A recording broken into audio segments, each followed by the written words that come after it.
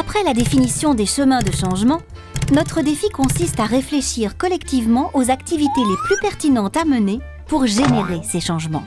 On peut considérer uniquement les activités des porteurs du projet ou, plus largement, inviter chaque partie prenante à s'interroger sur ce qu'elle peut faire pour contribuer aux différents chemins. Pour le dire autrement, laissons la parole à Moussilimi.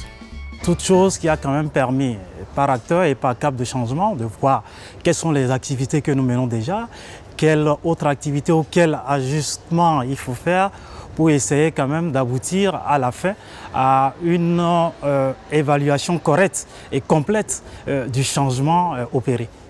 À ce stade, l'un des risques majeurs serait de se contenter d'une simple liste de tâches, au lieu d'une stratégie cohérente d'accompagnement du changement. Pour éviter cet écueil, restons vigilants sur 4 points. Tout d'abord, pour chaque activité, interrogeons-nous sur la plus-value spécifique du projet. Certains acteurs autour de nous sont mieux placés ou ont un savoir-faire que nous n'avons pas. Valorisons toujours nos complémentarités. Deuxième chose, toutes les activités n'ont pas à commencer en même temps au début du projet. Veillons au rythme et à la chronologie des activités, qui doivent être pensées en fonction de la progression des repères de changement. Troisième point, questionnons les hypothèses de changement que chacun nourrit vis-à-vis des activités à mener. C'est la même logique que pour les chemins de changement. Par exemple, dans cette situation précise, la formation est-elle le meilleur moyen pour renforcer les capacités ? Dernier point, évitons de raisonner uniquement en termes de programmation et conduite d'activité. Des positionnements, des habitudes et des méthodes de travail peuvent aussi être amenés à évoluer. Une telle réflexion peut venir enrichir les chemins de changement.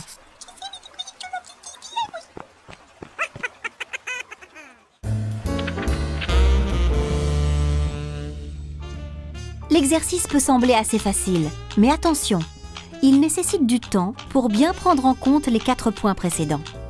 Pour l'animer, pas de méthode idéale, mais la répartition en sous-groupes de travail semble souvent la plus appropriée. Voici quelques questions à partir desquelles démarrer la réflexion. Pour atteindre les repères de changement que nous nous sommes fixés, quelles activités devraient être menées ?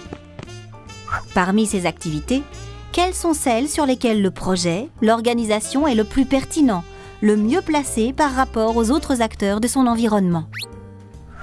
Parmi ces activités, quelles sont celles que nous menons déjà au sein du projet, de l'organisation?